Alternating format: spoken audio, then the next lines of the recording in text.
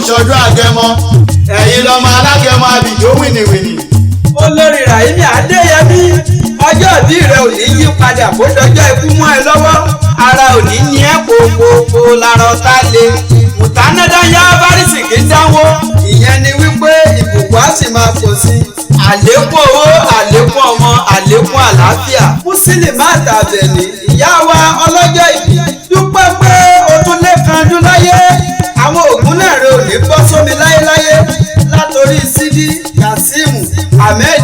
Ridwan Kudirati Táyé Káyìn Ẹdújọbí ọmọ Ẹdúgbáláńjá orí igi ọkọ nìbábí èjì lọ́wọ́lé tọ̀ní fún mi kí n bá erelé ìní kí n padà lẹ́yìn rẹ títí dórí àbíkẹ́yìn ń jẹ́ Àsísàtù. Musilimat Àbẹ̀ní